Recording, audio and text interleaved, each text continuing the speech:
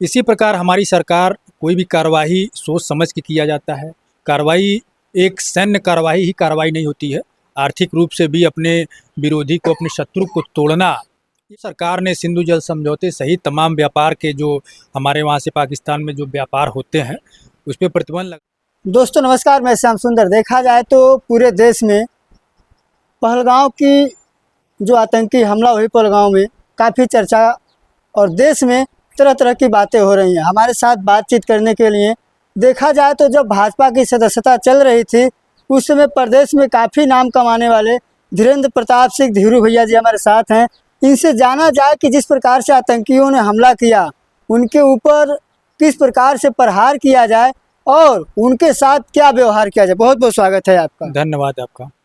देखा जाए कि बीते दिनों जब आतंकी हमला किए और इसमें 28 लोग देश के यानी वहाँ पर्यटक जो घूमने गए थे शहीद हुए, क्या कहेंगे अभी आप? बहुत ही कायराना हरकत कहा जाएगा इसको, और पूरे देश ही नहीं पूरे विश्व में इसकी निंदा हो रही है। और साथ ही मैं सरकार से अपील कर रहा हूँ कि कड़ा से कड़ा कार्रवाई। और देखिए, एक व्यक्ति या एक आतंकवादी, उसको मारने से काम नहीं चलेगा। प्रहार करना है तो उसके जड़ पे प्रहार करना पड़ेगा। कहाँ से इनकी उत्पत्ति हो रही है? अभी हाल ही में अमेरिका से एक स्टेटमेंट आया है, वहाँ की जो मानवाधिकार और आतंकवाद निरोधी दस्ते की जो हेड हैं तुलसी जी, कि इस्लामिक आतंकवाद उन्होंने नाम दिया है इसका। सच है, आज इस्लामिक आतंकवाद पूरे देश में अपने पांव पसार रहा है, जिसमें सबसे ज़्यादा प्रभावित अगर कोई है तो भारत है। जम्मू कश्मीर की स्थिति आप देख रहे हैं, पूर्ववर्ती के सरकारों ने जो नपुंसकतापूर्ण काम किए हैं उससे देश आज भी प्रभावित है और लोग आज भी उस दंश को झेल रहे हैं। और यही समय है, अगर उस पर कड़ी से कड़ी कार्रवाई नहीं होगी तो भविष्य में आने वाली हमारी पीढ़ियों को इसका बहुत बड़ा फल जो है चुकाना पड़ेगा। और आज जो स्थिति है बहुत ही खराब स्थिति है और इससे हमारी सरकार काम कर भी रही है।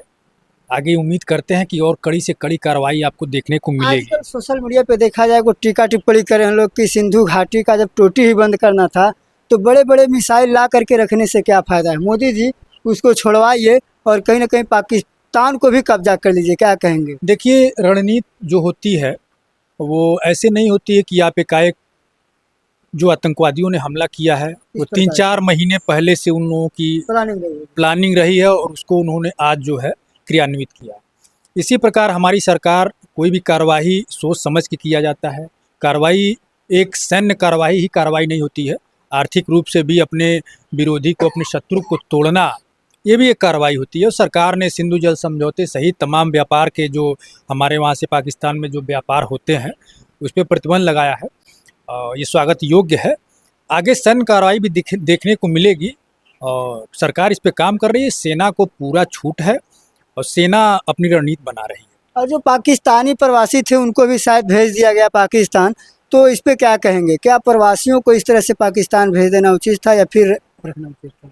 देखिए, ये अलग विषय है कि चूँकि अब जब संबंध नहीं रह गए हैं, जहाँ से ये लोग आ रहे हैं वो देश हमारे देश के नागरिकों को जिस दृष्टि से देख रहा है और जो भावना हमारे देश के प्रति उस देश में है, तो वहाँ के नागरिकों को यहाँ आने की कोई आवश्यकता नहीं है।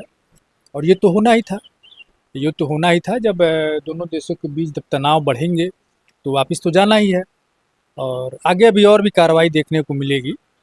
आशा करते हैं कि जो पीओके है, यही समय है जो कांग्रेस की सरकार की वजह से आज हम लोग के हाथ से निकला था, लक्ष्य वही होना चाहिए।